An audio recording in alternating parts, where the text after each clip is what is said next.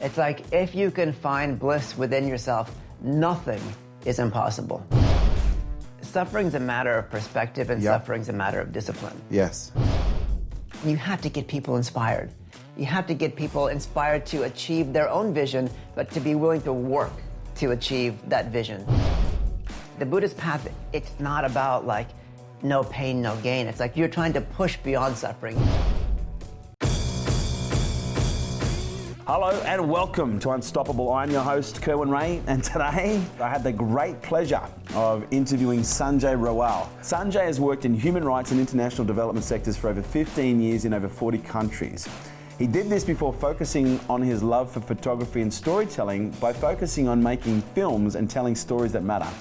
Sanjay is actually a lifelong runner, and he was happy to lose the pounds he gained on a project that he created called 3100 Run and Become. And it gives us a behind-the-scenes look at the most elusive and elite multi-day race in the world, the Self-Transcendence 3100 mile race. So today we talk about spiritual fitness in a very new light.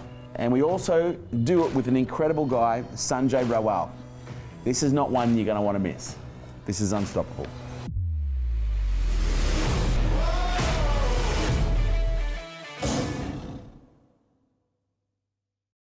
This episode is brought to you by Nail It and Scale It, the world's leading fast growth program for businesses. If you have ever wanted to grow your business faster than what you can right now, if you need to make more revenue, if you need more leads, if you need more clients, if you need to know how to plan your business in a strategic way in order to hit big goals, if you need to learn how to scale your business and grow your team and your business so that you have more freedom, then this program is for you. Imagine 3 days immersed with me where we cover all aspects of business, but we do it from an immersive but also an execution standpoint. We execute every step of the way, and we're looking at 5 key areas. We're looking at your psychology, we're looking at your marketing, your sales, your leadership, and we're looking at your planning and how we integrate these 5 key areas to grow your business and your brand quickly. So if you'd like to find out more information, kerwinrae.com.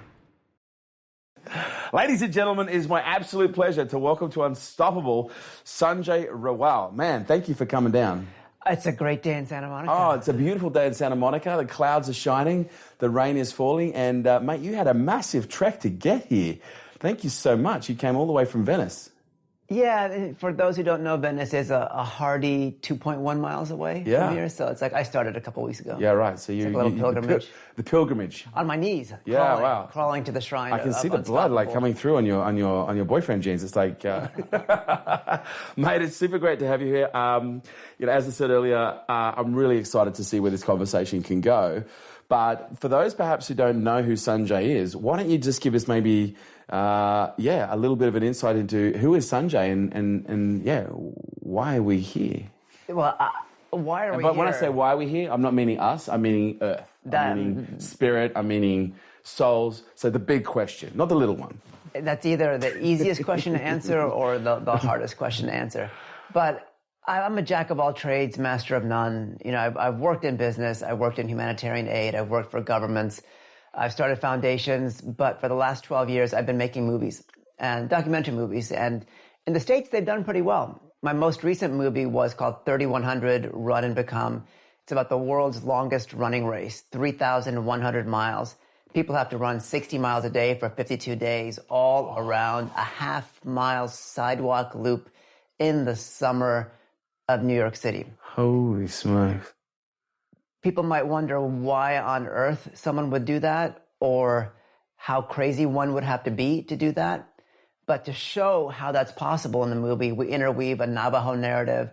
We spend time hunting with the Kalahari Bushmen, and we spend time with these very, very esoteric, quasi-masochistic monks in the highlands of Japan. But the idea is bliss. It's like if you can find bliss within yourself, nothing is impossible. It's not a sufferfest. It's not mind over matter. The mind has nothing to do with it. It's all about the heart.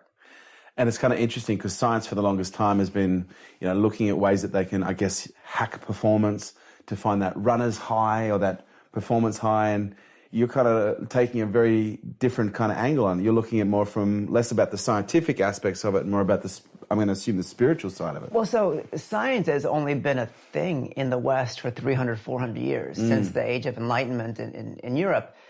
in the East, people have been studying these great questions of life, but they know that the mind has no capacity to even approach it. Like, how do you measure something that's not measurable? How do you measure the infinite? Science is never, for all the good things that it does, it's never going to be able to answer those questions.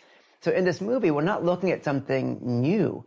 We're looking at forms of life that sustained humanity for hundreds of thousands of years.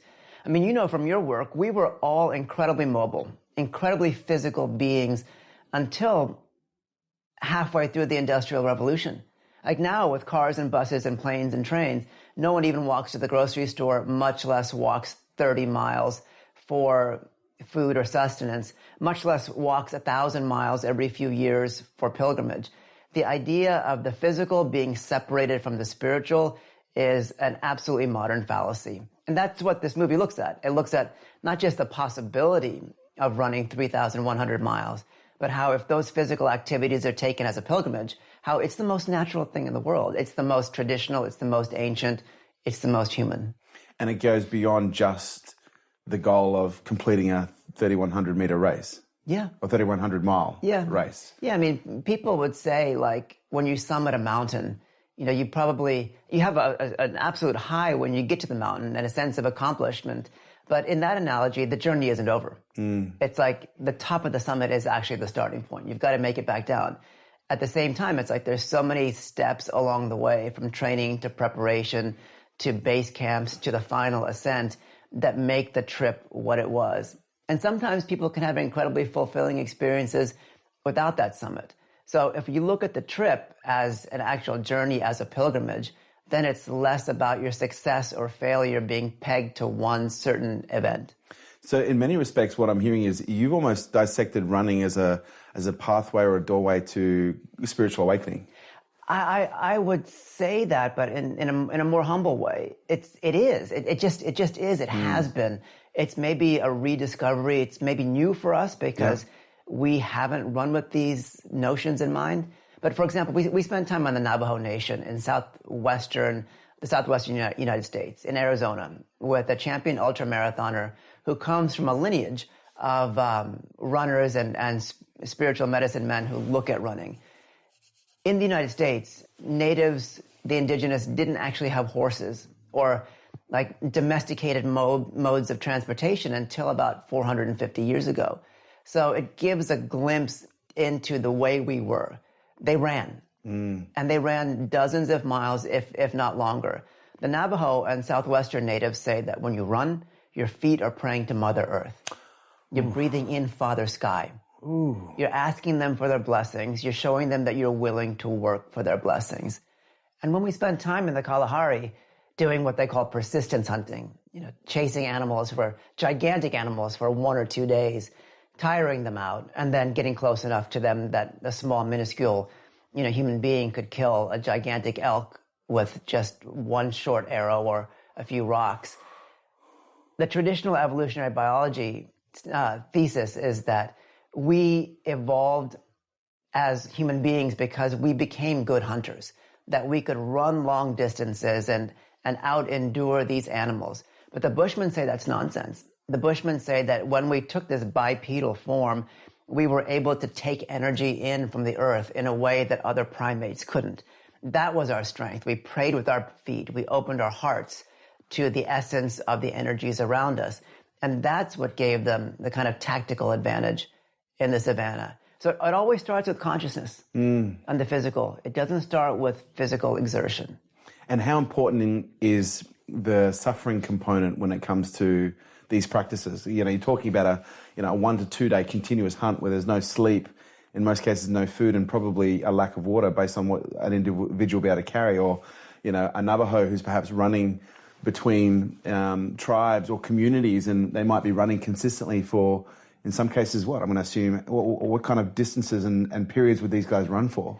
You know, they would run to trade. They would run for religious purposes, so it could be 6-10 day runs. Wow. With sleep? Like sleeping? Yeah, but between 60 and 80 miles a day through very harsh terrain. And no Nikes? No, probably close to barefoot or in moccasins. So the thing is, it's like from a Western standpoint, we look at physical progress as a function of suffering. Now, if you talk to any top endurance athlete, they'll say suffering can't be a part of the equation. It's like, yeah, you have to understand where your boundaries are and push. But it's like, if you go past that boundary point, if you push that envelope too drastically, you get injured. And in these long, multi-year training cycles to get to be a top marathoner or a top endurance athlete, it's about rest. It's about not getting injured. So you don't want to suffer. And you might suffer in a race, but you learn in your training how to go beyond that and how to push past that. So if you could imagine for a 52-day race, you can't win the race in a day, but you could lose it in a day. If you push and you suffer and you ignore the warning signs and you get blisters, you get heat stroke, that's it. You're not going to be able to run 60 miles or 65 miles the next day. You're absolutely stuffed. So the idea is how can you push suffering out of the equation entirely? Take away this Western idea that we have to suffer to make progress. Why do I need to suffer to achieve bliss? Don't I achieve bliss in stages? Shouldn't I focus on joy? I mean, I can exert myself, but shouldn't I focus on finding joy in that exertion? And that's the Eastern, that's the indigenous point of view. You train to be able to find stages of bliss when you're pushing your physical. You learn how to get there. You learn to expand it. You learn to make it your reality. In the 3,100-mile race, it takes place in New York City on a sidewalk, half-mile loop every summer. The only variation day to day is they shift directions. So it can be 36, 37, 38 C, 98, 99, 100 degrees Fahrenheit. And if you are not able to enjoy that, seriously, actually enjoy it, not in a masochistic way, but find happiness through that running, you can't do 52 days. I think the only people that would be able to do it are the most kind of psychopathic, sociopathic people who are totally dissociated from the normal functioning of the brain. You have to find a way to be happy.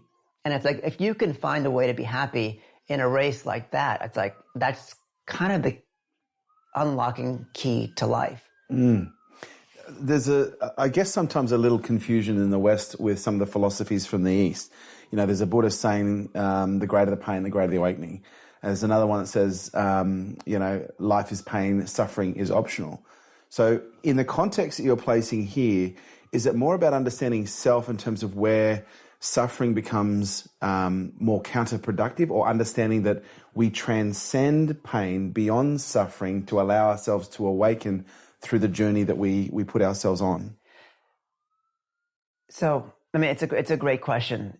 Suffering's a matter of perspective, and suffering's a matter of discipline. Yes. If you do something that you've never done before, physically or emotionally, there's going to be an aspect of pain. You almost have to dedicate your life to going beyond suffering, which is the Buddhist path. Yep. It's the Buddhist path, it's not about no pain, no gain. It's you're trying to push beyond suffering. You know that it exists, but you want to get to a stage in your life where there is no more suffering. And you reduce the suffering gradually.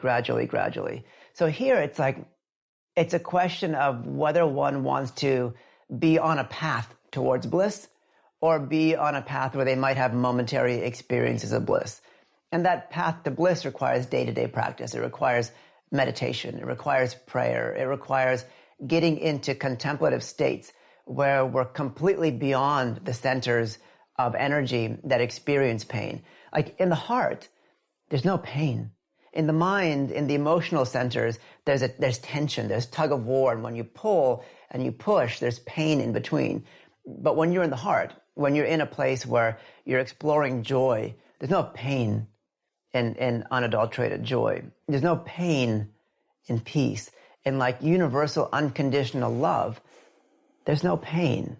So if you can find those states of being in your day-to-day life, and you can learn how to access those when you're in periods of exertion, either physical or just the exertion, the emotional exertion life requires, where's the pain? I am now super curious, because you have a pedigree of qualifications and experience that has got you here. But where did your journey start? Where were you born, mate? So I did what all my relatives didn't expect. My parents are from India. Yeah. And I basically grew up in the States, in California. But around the age of 18, 19, it's like nothing really made sense. I don't want to be cheesy about it, but I took a step that I'm really shocked that I took. I almost feel like it's Were you on the traditional path, become a doctor, lawyer? Yeah, all that stuff, particularly the Asian stuff of like becoming a doctor. But it doesn't really matter what my background was. I was just doing the thing that you do. It's like you're studying so that you can get a job. You're getting a job so that you can get a mate. You get a mate so you can be happy. And maybe when you're 60 or 65, enjoy life with your limited faculties. So at the age of 19, I came across an Indian spiritual teacher named Sri Chinmoy from East India, but grew up in South India in an ashram and had lived in New York City since 1964. Traditional guru. And his requirements were tough. It's like you go to any professor or any coach, they're going to say, like, number one, you've got to listen to me. It's like, if you don't listen to what I say, doesn't matter, how many times you show up. Like, I don't need you. Number two, any coach or any trainer or any professor is going to say, these are my rules. It's like, I want you to follow this diet. I want you to train this many times a day. I want you to study this, go to lab, do all these things. So an Indian teacher is no different. If they're going to take a student on, they're going to say, this is my path. These are my rules.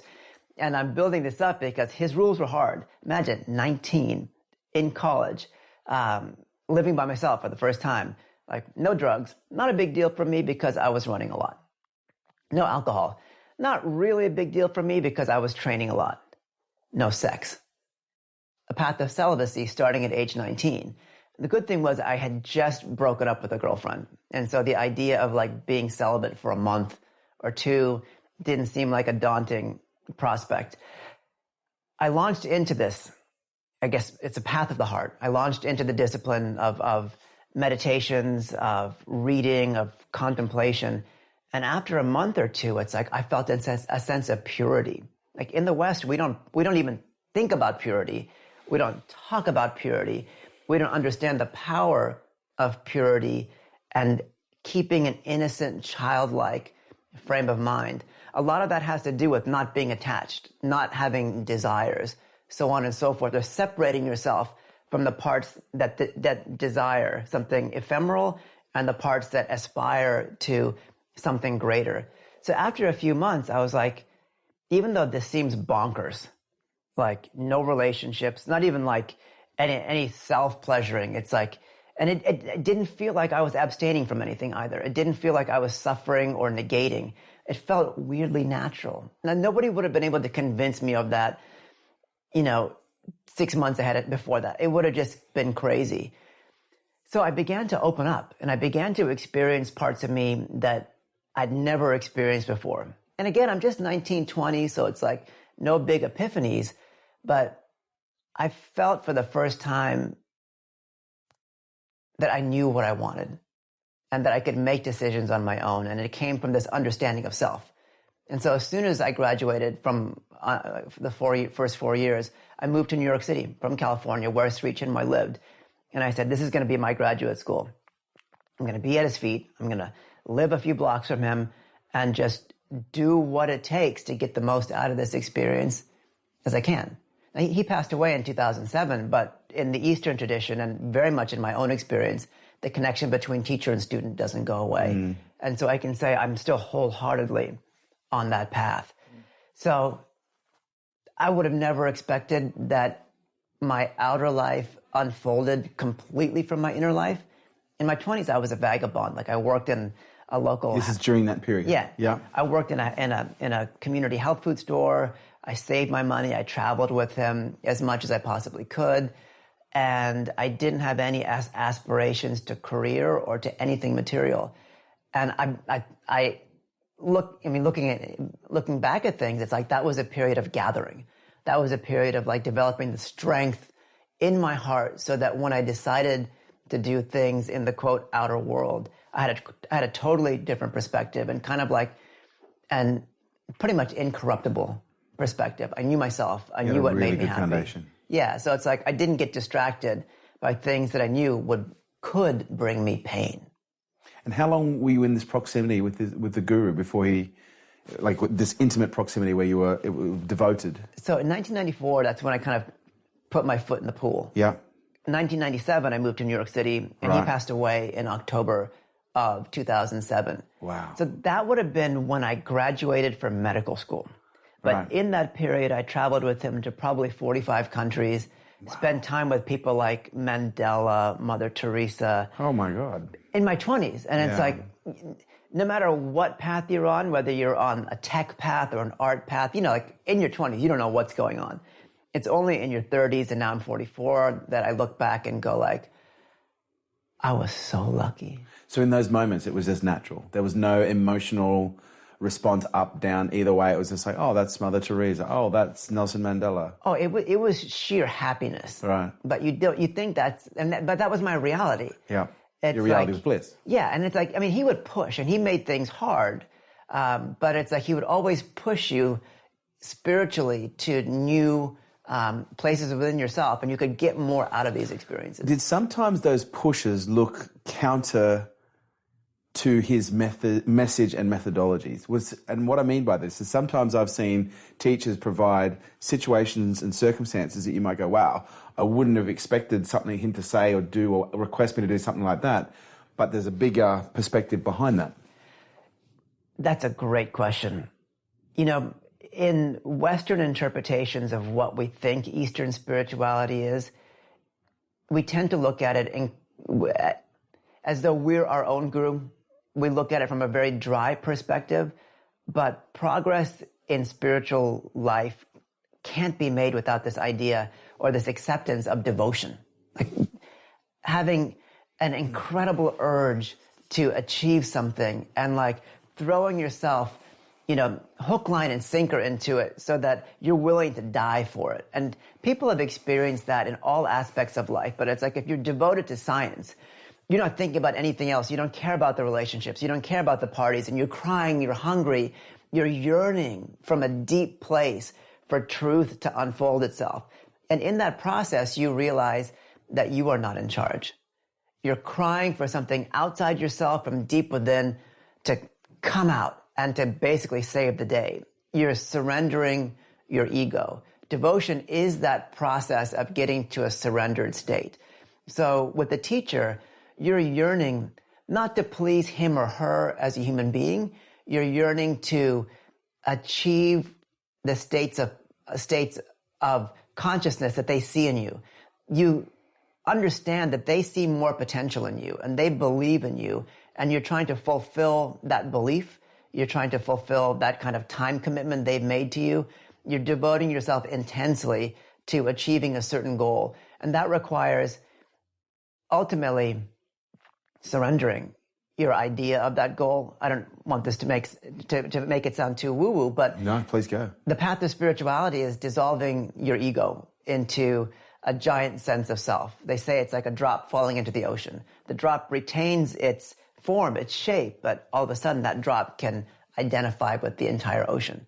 And so that's the idea of the spiritual life. And you can't get to that stage of being ego-free unless you understand that there is a self much larger than you, and that you physically supplicate yourself to that larger self with a capital S, and that comes through devotion. And so with the teacher, it's like they're giving you things that require you to pull out this energy of devotion, of this deep, spiritually pure, emotional inner cry where you're admitting to yourself and to the world in a very positive sense that you don't matter. That it's like you're asking the universe to fulfill something in and through you. You're doing what Christ said, let thy will be done. Make me a mere instrument. I don't have the right to the fruits of my actions.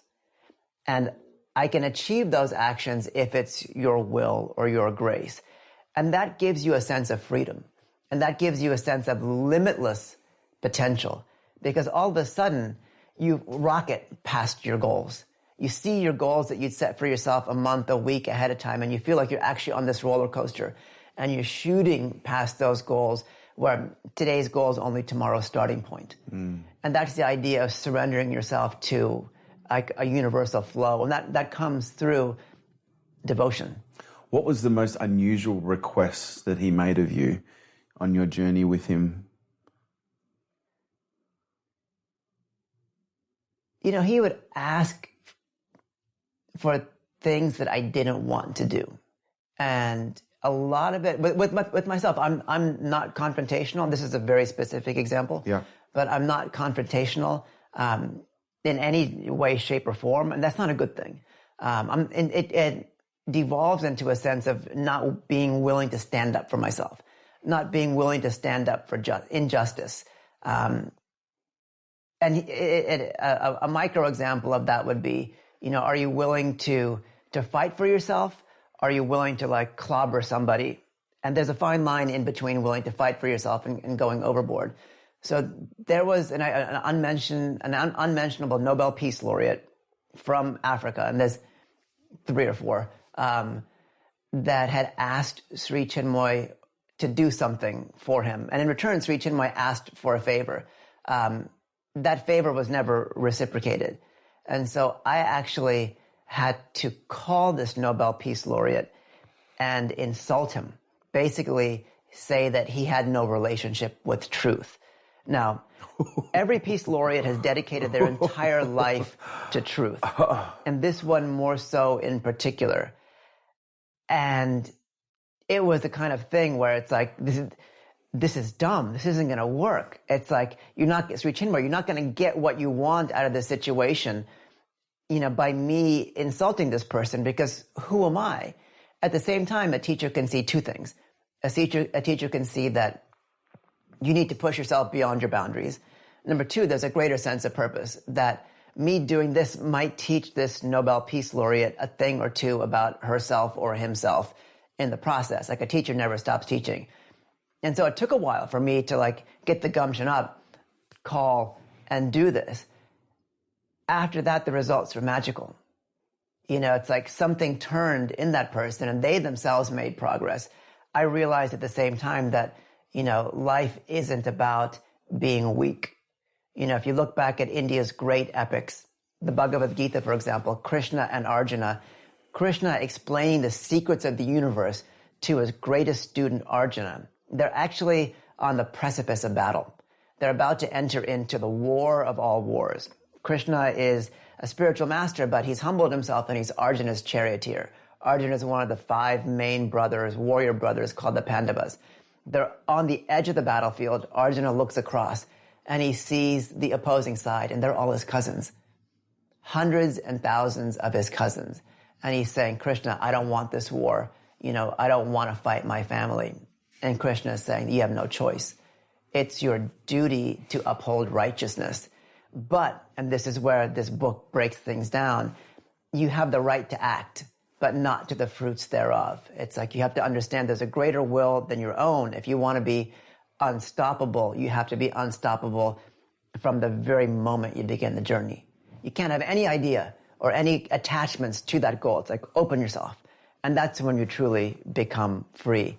And so these Indian spiritual epics were on the battlefield, and they involved physicality and spirituality and the sense of being a warrior. And like the question for all of us is, in an age where violence is not an answer, where violence is a blunder, what does it mean to have that pure, focused, warrior-like mindset where you can be incredibly compassionate, but you have a deep, abiding sense of justice?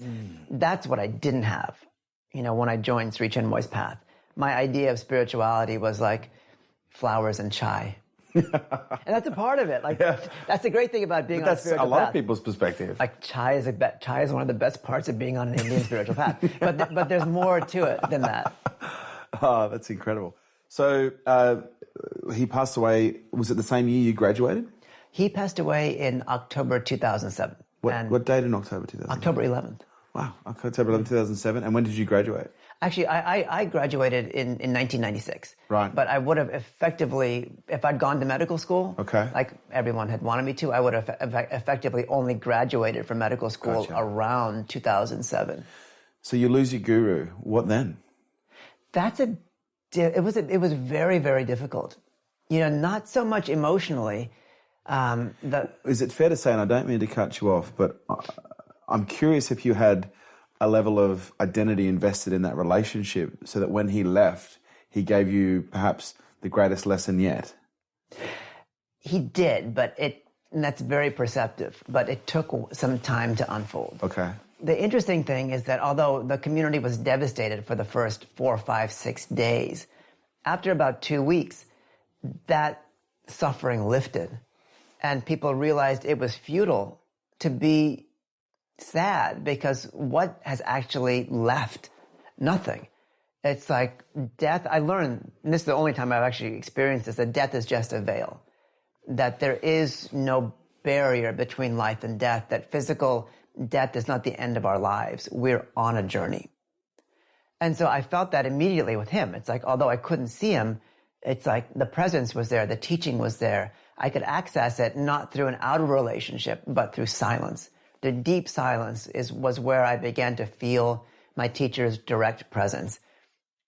And so I was pretty much outwardly useless until about 2006, 2007. I didn't have a job. I began in 2005, 2006, starting foundations for friends of Sri Chinmoy, musicians, artists, humanitarians. And he never gave me any advice one way or other, career-wise, other than to work with rising stars, to work with people that were as open to the limitless possibilities of life as I dedicated myself to in my spiritual life. And so I took that as like, as my kind of like guideposts. And where did that lead you? So I started doing like broader and deeper humanitarian work, big aid lifts, looking at... And you didn't do it on, my understanding, you didn't do it on a small scale. You were doing some significant stuff. Yeah. For better or for worse, people trusted me. Yeah. Oh, God. That's the best thing. For better or for worse.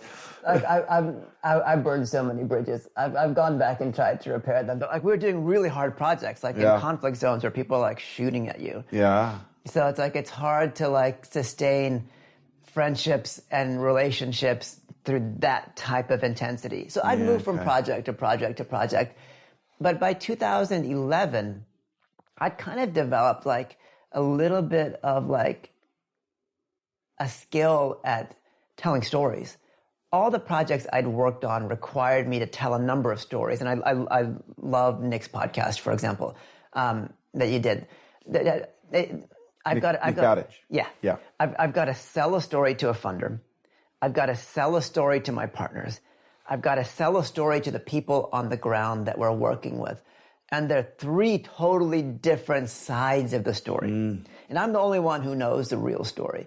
And so it's I got good at that because, we're doing, we're starting schools for girls in the Congo. We're doing large scale agricultural projects in West Africa, things that have no similarities other than you have to get people inspired.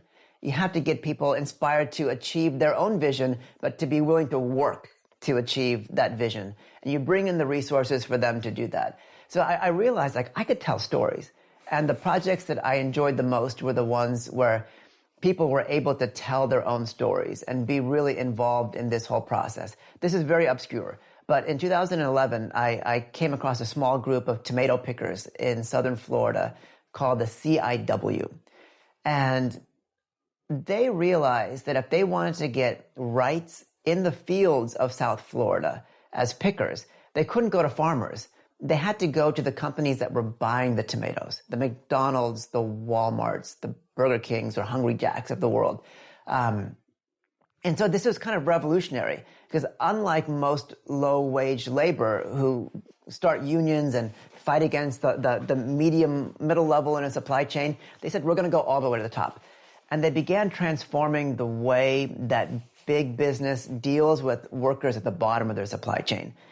South Florida was ground zero in the U.S. for modern-day slavery, where you could actually uncover hundreds of workers, U.S. citizens, who were literally forced to work for free in the fields. The fields were considered the green motel because 9 out of 10 women experienced a form or the worst forms of sexual harassment.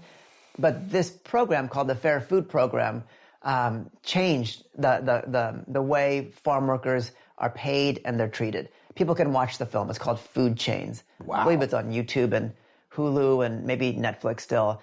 But Eva Longoria, the actress, got involved. Forrest Whitaker, was our narrator. Was this your first movie? This is my first movie. Wow. I'd made some short films here and there, but like this is how I pushed out the gate. And it was not just a film, but it was a campaign. It was, a protest. It was a movement. And these are all things that I'd worked on before, but this was now done through the lens of a feature-length documentary film. 3100 Run Become was my second film. Each film takes 3 or 4 years, but the first one was finished by 2014, 2015. The second film, I said, I want to film this race. Is that full-time, by the way? 3 or 4 years full-time? Yeah, full-time. Right. I want to film this race, the 3,100-mile race. If I made a film just about that race, it would be the most boring film in the world because it's just around the block. But I don't want to have interviews. I don't want to have experts telling you why this is possible. I want to show it. So we found characters on the Navajo Nation who'd never really revealed their spirituality on film before. We were able to go to the highlands of Kyoto to this pretty ancient sect of Japanese monks, the first ones that brought Buddhism to Japan, that have this, I say wild in the most respectful way. They pick one aspirant every 7 or 8 years to do 1,000 days of trekking. Now, they have to go up and down this 1,000-meter mountain. So their pace going up is faster than most people would run. So I say trekking because they're not in a full-on sprint. But put your math hat on for a second. 1,000 days split up into 10 100-day chunks. Each 100-day cycle has a set daily mileage. The first few cycles require 11.2, 11.6 miles per day. It's a prayer. They're walking through these forests on this very specific circuit. It's going up and down a mountain, and they're in deep prayer. But by the time you get to the 8th, 9th, 10th circuit, you're at 56 miles per day. And sometimes more. Now, this is the catch. If the aspirant doesn't complete his or her daily mileage on any single one of those days, that's it. They have to take their life. Wow. So this is the first question that we spoke about. Holy shit. If you're focused on that consequence, which is the most extreme form of suffering that you can imagine. It's like the pinnacle of suffering. It's like where suffering ends all suffering. That's the path of suffering. You suffer to stop suffering. But that suffering is empty space. That's not a path. And so the idea of getting to bliss through suffering doesn't work. It's like you suffer, you get more suffering. You get the ultimate suffering, which is death. So their preparation before they undertake this quest is to go beyond the fear of suffering, to detach from suffering. When you detach from suffering, what is suffering? It's like if you get a blister, is that suffering? No, it's a blister. Is it pain? Yeah, but it's not stopping me, so it's not suffering. It's an experience. Yeah. And so here, in this quest, if they think about suffering, they're doomed. And why think about suffering when you're praying, when you can experience a bliss instead? So in this quest, nobody has actually had to take their life for about 150 years. And they say that's because they've been able to engender this preparation into people more strongly and more resolutely. Now, people hadn't been allowed to film to the extent that we had on this mountain. Because if you can imagine like a film crew getting in the way of the aspirant, if he That's or she, death. yeah, if he or she sprains their ankle, it's like, there's no saying like, well, sorry, it wasn't your fault. We'll come back next year. The head monks say the only reason why this quest has remained pure for 1,500 years now is because the consequence hasn't been changed. If there had been some sense of compromise, they might have said like, oh, Monk Sanjay had a sprained ankle on day 350. So like, let's stop the quest at 350 days. Let's not make it 1,000 days anymore. It's 1,000 days because they've never wavered on the ultimate consequence. But you can't complete that race or that quest. You can't physically do it if you're not finding happiness, if you're not able to find joy in that exertion. It's not joy through suffering. It's like, yeah, you're working hard, but what are you getting out of it? Are you getting a sense of fulfillment? If you are, then it's like you can push your goals and your boundaries forward. Like it seems to me, all of the examples that you're giving around the running, the Navajos, the Japanese monks, and the other cultures that you're referring to, these are all incredibly important metaphors, when we look at life, because whether, life is a walk, a run, or a sprint, or a marathon, we're all basically trekking through life, essentially dealing with whatever pain and suffering we perceive we're having in any given moment. From the experience that you've had with the ancient wisdom that you've connected with, what have you been able to bring back to the everyday man that is practical in a way where you could say, you know what, you may not be a runner, you may not be putting your life on the line, but we all are. We're all on a path that ultimately ends in death. So it's no real difference to what you're talking about here. But is there a way that we can practically take this wisdom and impart it on the Western world in a structured way where we can go, okay, I guess I could do that. I could do that. If you can give me some things to follow, I can follow the breadcrumbs. There are so many ways to say we are our own worst enemies. Yeah. And most of that has to do with overthinking, overstressing. There's too much happening between our ears, and there's not enough happening here. So it's the idea of shifting from being a more mind-focused culture to a more heart-focused culture. And it's not the negation of the mind. It's not trying to become like complete imbeciles. But most of us have a very developed mind, and we're feeding that mind daily, constantly. We're not feeding our heart. And what does it take to feed the heart? It takes two things. It's consciously focusing on feeling. It's like we've all had experiences of feeling deep, pure emotions or sensations. Like you're sitting at the ocean, like we are here. You're looking out at vastness. You have a sense of peace. There's no thinking in that. You feel it. Exercises to expand the heart focus on getting in touch with those feelings on a more regular basis. That has to do, in part, with learning how to quiet your mind. If you're sitting at the beach, looking at the ocean, and all you're thinking about is your problems, you're not getting that sense of vastness.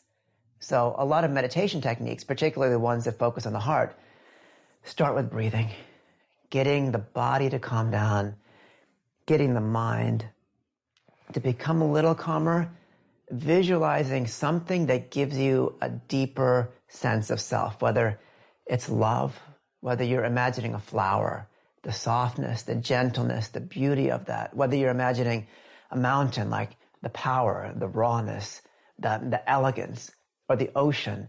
It's like when you do these simple visualization techniques, you're not transporting yourself to these locations. You're transporting yourself inwardly. You're learning the pathways to bring these feelings out. You're essentially strengthening your heart. You're giving your heart more of a foundation in your life. That's all it takes. And then when it comes to athletics, when it comes to life, and you're being challenged in a situation, you have more than one tool. It's like, do I want to analyze? Well, yeah, if that's your job. But it's like in a situation where you don't have to analyze, can you bring out the power of the heart? Can you bring out that sense of like, I can get through this if I'm calm. I can get through this if I exude peace. Now, when it comes to athletics, it's the best thing in the world. Like Kenyans will say, you have to run dumb. D-U-M-B. You start stressing over stuff like, oh my God, like my shoes are too tight. You start tightening. You have bad form. You start getting strains. You lose all your power and your result sucks. If you're loose in the head, physically, you're loose everywhere, like your neck's loose, your shoulders are loose, everything's flowing. It's like you can move on a dime, you can react. Nothing's holding you back because nothing's on. You turn this off when you're in an intense physical activity, you get more out of it. The mind has fear. In terms of the negative side of things, the mind has fear, the mind has hesitation, the mind has doubt. If you're like powerlifting, you can't have fear, hesitation, or doubt in any of that stuff. You've got to completely eliminate that from that moment. When you're running and you're racing, it's like you've got to react, you've got to flow, you've got to understand how to minimize problems that you have. And like you said from the movie, it's like those are metaphors for life. It's like when you get to an intense issue or intense period of your life, how much do you really need the mind? And how much do you need other things inside you? If you don't have access to those other things inside you, you're not going to have access to solutions. You said a really important quote, exercises that expand the heart. I became fascinated with neurocardiology maybe about 10, 12, 13 years ago now. Was introduced to heart math. I'm not sure if you've ever experienced or... and there's a practice they teach in heart math, an exercise, I guess, where you put your hand over your heart, you visualize a nose coming out the back of your hand and you breathe in and you visualize your heart expanding and filling full of white light. And then when you said that, I was like, exercise to expand the heart. And I started to realize, wow, like, any form of cardiovascular exercise, when combined with good philosophy, it actually makes sense to become almost like the perfect combination for spiritual awakening, spiritual growth. You're absolutely right. No, like, just as you know, when we talk about the heart, it's akin to the mind, where the mind is not the brain. The mind is a plane of consciousness associated with this part of our being, associated with the physical organ of the brain. So the spiritual heart is here, but it's not just confined to the four chambers of the heart and the cardiovascular system. It's this plane of consciousness that we can access by focusing here. It's the part of yourself that you point to when you say, like, I'm Sanjay. We don't point anywhere else. This is the seat of identity. And so through visualization, through trying to focus our energy here, either through breathing exercises, through imagination, we actually learn how to access that plane. Now, there's no rhyme or reason. You can't say, like, why does that work? The fact is it works. So like you said, when you're in intense physical exercise, if you're being forced. Yeah. If you're thinking about what your splits are, running-wise or biking, if you're thinking about what you're going to do afterwards, if you're thinking about your weekly, monthly training cycles, you're not getting anything out of that moment. We find joy through exertion in moments, and we learn how to link those moments up. And so why push the joy to the end when we've got a pizza or a soda in front of us? Why not try to experience that joy right in those moments? And like we discussed, joy doesn't come from the mind. Peace doesn't come from the mind. Those come from the heart. So when you're in those moments of physical exertion, when you're exercising, whether the exertion is minimal or maximal, when you shut the mind off and you just pay attention to what's going on here from your breath, from your heartbeat, you begin to access that heart plane of consciousness, and you can bring in those feelings of peace and joy. Performance-wise, it's great. It's like athletes will tell you one of the best things they can do is learn how to slow their heartbeat down. And a lot of that doesn't affect your performance in a negative way. It takes away the nervous energy of the exercise. You push the mind away, your heartbeat goes down, you're much more efficient, you've got much more power, you have a better result. That doesn't come from the mind. That comes from learning how to quiet the mind. With your investigation, did you ever hear people talking about, whether it's in Africa or in the East or in other parts of South America, people talking about transdimensional consciousness, where they entered states of altered consciousness, where they perhaps had what could be classified in the Western world as a psychedelic experience? That's why people do this 3,100-mile race. Not to equate it with the classic psychedelic experience, but metaphorically, it's correct. When people fast, for example, science is beginning to show that this burst of energy that you get after 2 or 3 or 4 or 5 days of minimal calorie fasting has a biochemical component. We now know that's ketosis, and it's as powerful, if not more powerful, than carbohydrate-generated metabolism. I've had experiences of running 4, 5, 6 day races, and I've seen it in the 3,100-mile runners.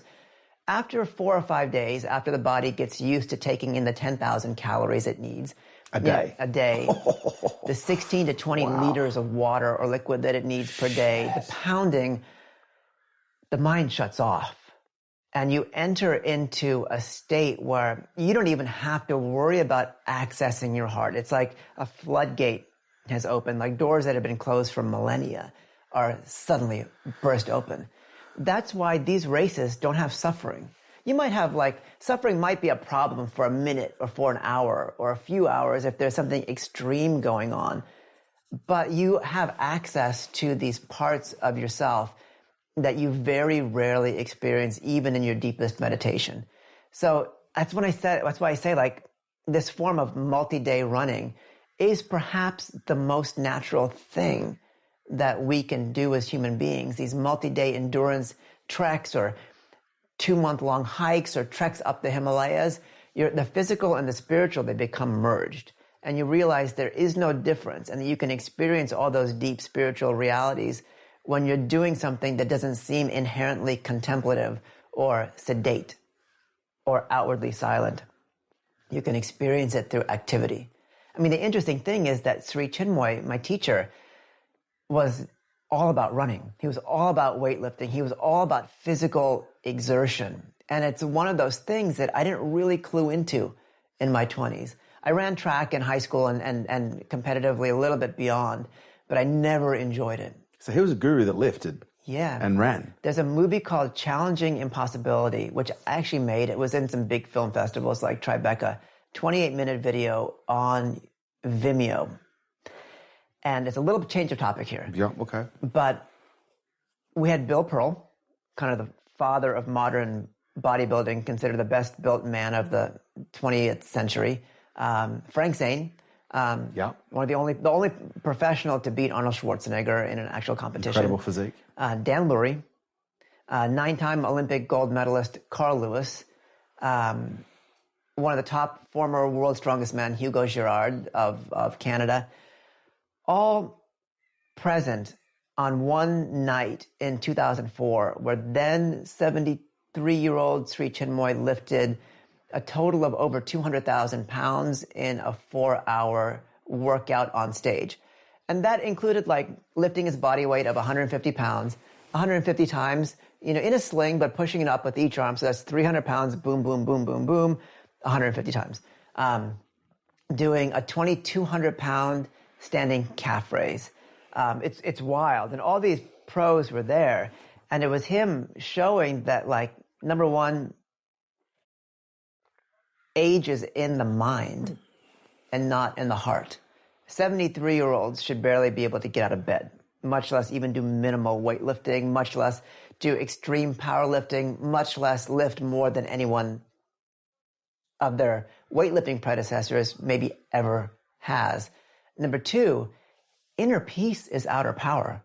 It's like he could only do these things. He's not doing them occultly. He trained quite extensively, but he's showing that you can bring a massive amount of inner peace and you can push matter to a degree that you couldn't with the mind, you couldn't through exertion, you can't with the physical alone. So I basically grew up around that. A limitless. Yeah, and so it's only afterwards that I go I was struggling to take the 100-pound plates off the calf machine. And you kind of get a sense that this is crazy. There's 10 guys that each have to take a couple of these 100-pound plates off, and it's killing us. And here's a 73-year-old that's just going, gush, gush. And everything was totally visible. But here's a 73-year-old that's moving these weights that take us 10, 20, 30 minutes to set up. And looking back in hindsight, I realize I'm just beginning to understand that. And that's why I made that movie. Wow. Coming back to the transdimensional states and the heart opening through exertion, did that give way to the witnessing of what you'd call spontaneous healings in the form of, runners all of a sudden perhaps being overwhelmed with emotion and having tears of joy or crying or just expressing energy in some release that might have been trapped in there or in the heart as a result of some form of emotional or traumatic experience? I would say healing on multiple levels. Okay. most of these runners who do the 3,100 mile race have run enough that a lot of that healing's happened before. Yeah, got it. But on the physical level, healing happens in that low aerobic state where you go like, I mean, these runners are doing between 60 and 75 miles a day in the 3,100 mile race. They're sleeping 4 to 5 hours a night. The race starts at 6 in the morning. You have to be there at 6.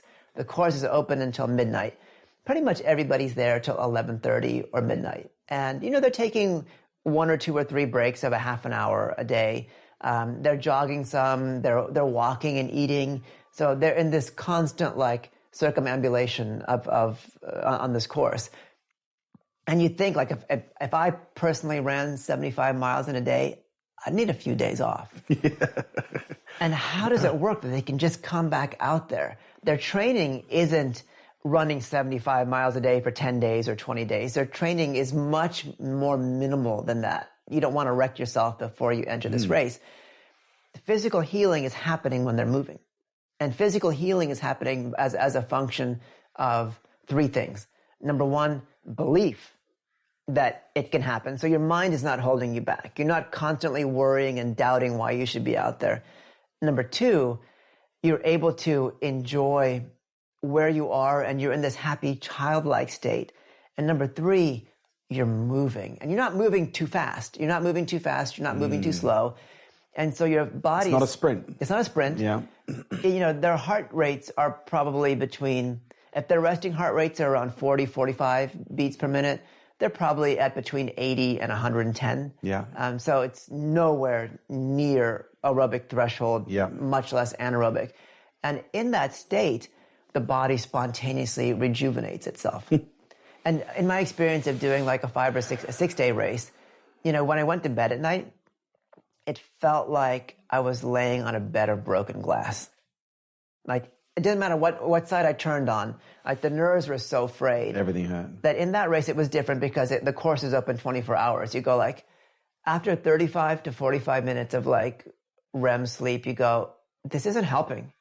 Like, I feel better when I'm moving. And it was true. And it's like when I was laying down, stopped, that's when the suffering kicked in. And you go like, so interesting. If I move, there's no suffering. And then this is the metaphor. Like if I move forward in life and don't lock myself into like stasis, what is suffering? So these runners are out there and they're healing on different levels. I think the most important thing that they do, and they don't even experience this, but they heal on a karmic level. You're literally burning bonds that have no specific tie to actions that you remember. It's like all the tiny little consequences of everything that you might have done that was questionable in your life, from like yelling at your mom, from like kicking your younger brother, that you wouldn't have dealt with in the moment, but all has this kind of residual effect on who you are as a person, what your personality is like, on ways that you could never, ever untangle in therapy. They're just so multifarious and not necessarily like brutally restrictive, but they're all kind of there. You begin to burn all that stuff. It's like you begin to like clear the jungle of your karma. And you don't have these necessarily emotional releases of like, oh my God, it's like I've finally gotten over that. You just are able to breathe. You're able to run. You're able to flow. And you don't necessarily know why. So on that spiritual, psychic level, through these types of long distance running events, you make more progress than you even can kind of comprehend. Did you find with any of your investigations that there were certain cultures that were in fact using psychedelics as a part of this process, or plant medicine that had the capacity to alter consciousness as doorways to show people what's possible on the journey to their own physical enlightenment through the process that they were using? So my own experience is with cultures like that is pretty minimal. Okay. But I can say from what I've seen in those cultures that like, a psychedelic kind of tool can be important, but why use a psychedelic when you don't need to? So in these types of long distance endurance events, like, you don't need to. So it's like, it's like before you run a race, you could eat a big slice of cake, but you don't need to. Maybe it'll help. Maybe it won't. Maybe it's related. Maybe it's not related, but you're going to have an incredible experience of joy and bliss through that activity. And you don't need the additional little bit. And in some cases, it's actually harmful. It's like some of those things open you up too much, which is why in the traditional settings, they're very much tied to ceremony. And it's something that we don't really relate to from a scientific standpoint. We look at the micro compound that produces this type of result in this type of closed experiment, but we don't look at the cultural context. And that goes to physical activity. Like I ran, 15 years before starting to meditate. Another 15 years after that before really putting those two together. When I went on my first run with our Navajo character, Sean Martin, I realized that as soon as he stepped out the door, he was open to running, giving him a spiritual experience. I wasn't doing that. I didn't have that kind of cultural context. But now that I do, I get more out of running. So it's like in these settings of psychedelics, it's like there's a huge spiritual component. And it's not just in terms of like taking that, but it's ceremony, it's days of preparation. Well, that's where I would have assumed with some cultures that would have almost been part of an induction. At the age of 15, there's a sweat lodge or there's a medicine ceremony where there's full ceremony and it, perhaps, and again, maybe this is my Hollywood mind, going to overdrive where they would see their path on whatever journey they're going, and it would give them okay, this is where, this is a part of your journey. This is going to give you some insights and perhaps future vision. So, I've spent 25 years with an Indian spiritual teacher. And the question wasn't like, have I used psychedelics in my own spiritual life? Do Eastern teachers promote psychedelics? And they don't. There's no quick fix. We like to think that a particular diet, in general, in the Western sense, we like to think that a particular diet or a particular chemical is going to give us a deep, instant insight into life. And I'm not saying that those experiences aren't powerful. Like some people have had very powerful experiences. Have you had psychedelic experiences before? I haven't. No. But I know plenty of people that have had very scary psychedelic experiences in the wrong context and in the wrong setting. And so it's a question of knowing your goal and having the tools to get there. From my own kind of secondhand but close experiences with psychedelics, they don't give you the tools to get there. It's like having a vision of the future doesn't mean that you're going to know those daily steps. The Eastern standpoint is like, learn those daily steps and you'll get there. And you might get there with no expectations.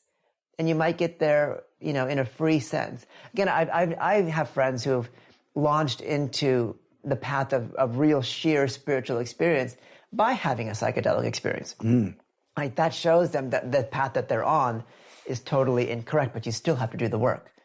No matter whether you want to know what the future is or whether you want to have faith that you'll get there, you have to do the work. So it sounds like from your experience, you're seeing a lot of people wanting to use psychedelics as a quick fix rather than, perhaps a door opening experience. I can't say that for everybody, but psychedelics are obviously not new. And in India, they're not new at all. They've been used for 25,000 years, or they've been available for 25,000 years. You see some of the earliest scriptures talking about soma. It's not the same compound that people consider soma to be right now, but it's very, very clear that people would use those after they achieved a deep sense of spiritual mastery. After? Yeah. That's interesting. And you could say in traditional settings, indigenous used those, and this isn't, specific to any culture, but indigenous would use those after achieving some sense of mastery, Like you went through a lot of discipline, you went through a lot of cultural preparations before you use that. Now you can just go, I live in New York City, you can go to a basement in Brooklyn and try almost anything you want. And it's like, what are you getting out of that? Not as much as you possibly could. People are getting something out of it, otherwise they wouldn't keep doing it. But a lot of it's cart before the horse. Great perspectives. You mentioned earlier in the conversation devotion and how it's almost like an ingredient that seems to be missing. And the more you talked about it, the more I started to see the commonalities in life. And again, I used a slightly different word in my head. I was like, wow, devotion is almost like a passionate form of commitment.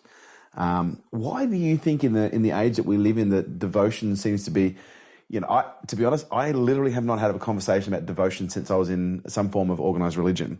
But when you think about the word, it's like, wow, it's actually, as you were talking about, it's like, wow, that's actually a really powerful word. Like it's a really heartfelt, because when you look at the word commitment, it's quite strong, it's structured, it's got sharp edges to it. But devotion, it's got this smooth, soft edges around it. In your mind, what's the difference between the two?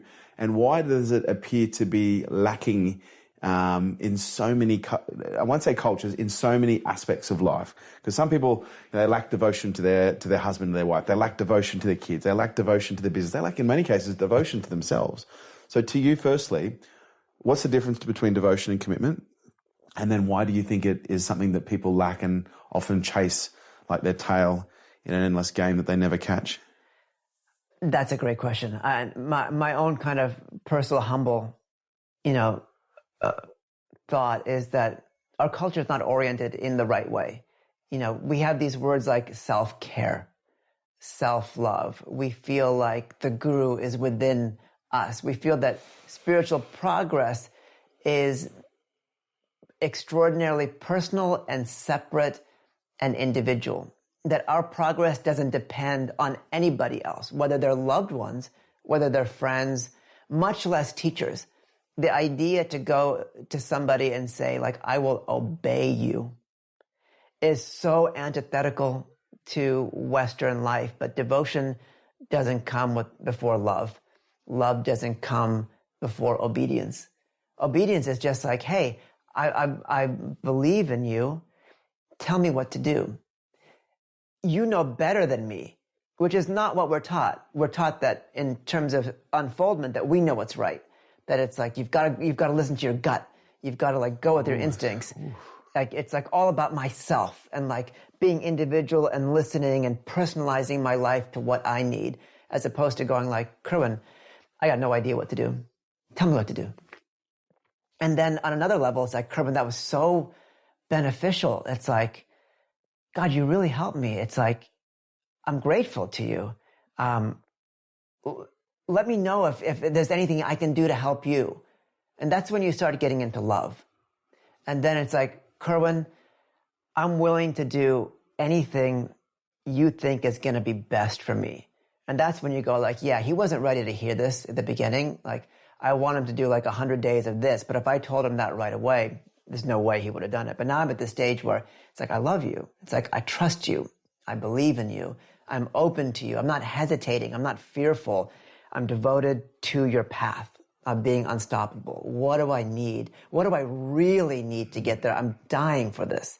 That's more than like, hey, Kerwin, I don't know what's going on. Like, give me a couple tips.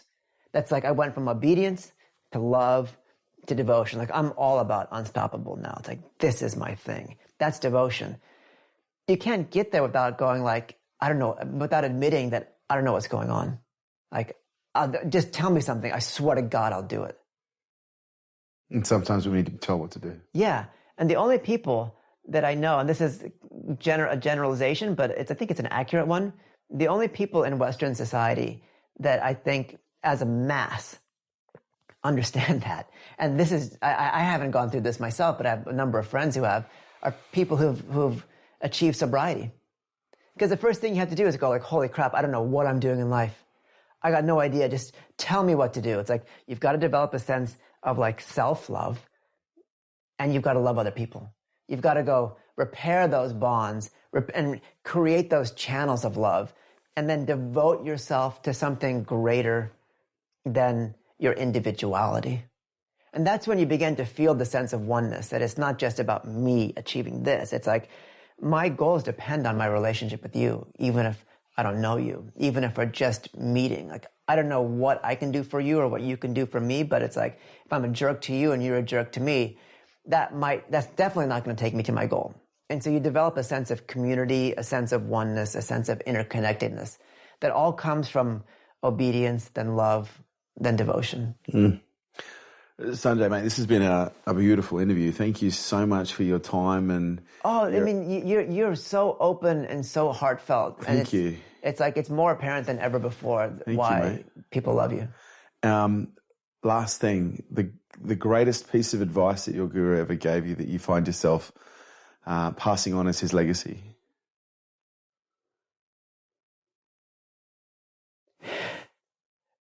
He told me once, and I'll have to explain this. He said I needed to throw myself heart and soul into manifestation and to strengthen my heart.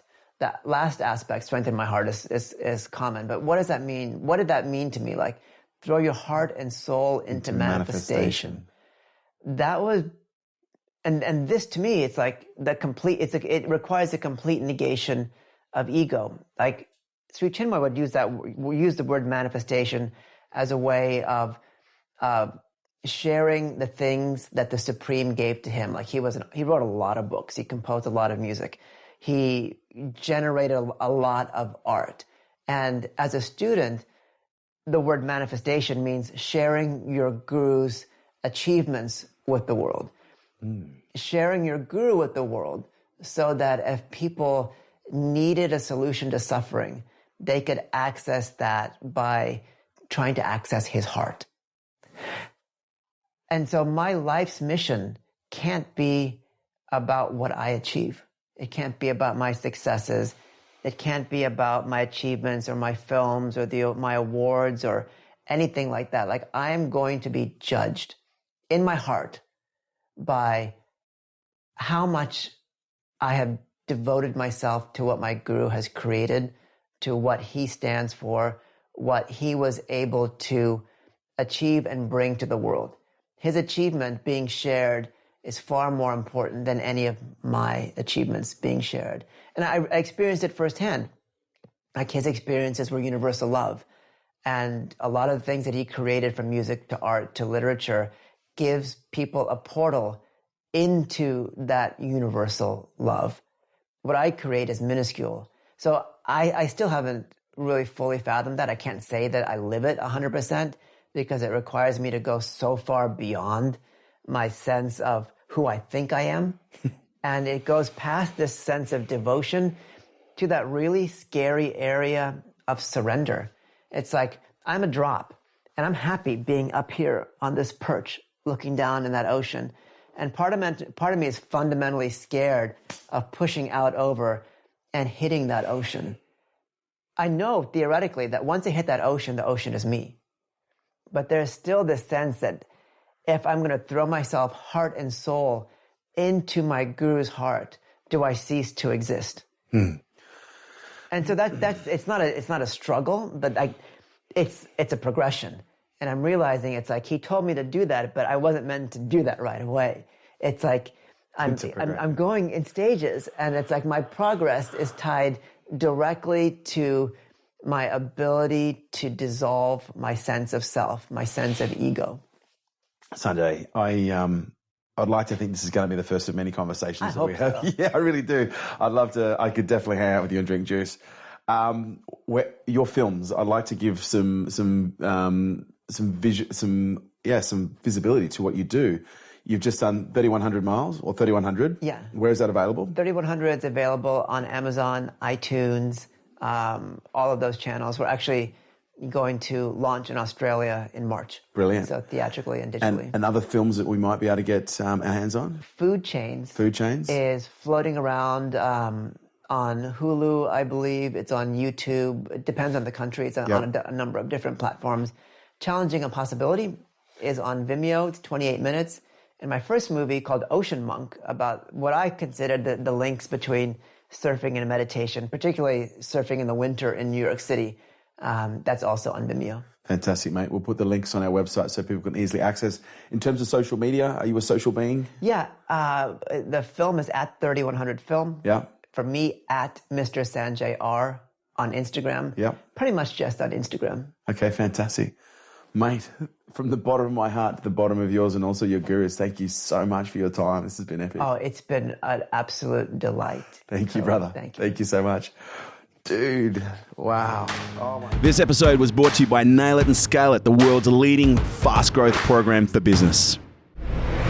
There you have it, guys. Thanks for tuning in to Unstoppable with me, your host, Kerwin Ray. And please do not forget to subscribe to our YouTube channel where you get to see all of these interviews in the flesh. Share this podcast with your friends and drop me a review on iTunes. I would love to hear what you guys think, and also let you know that your comments help make sure that we keep producing killer content just like this. And if you'd like to stay up to date with all of my movements, upcoming podcasts, events, and much more, please jump onto the website kerwinray.com and also check us out on all social media on the handle at Kerwin Ray. Thanks for joining us.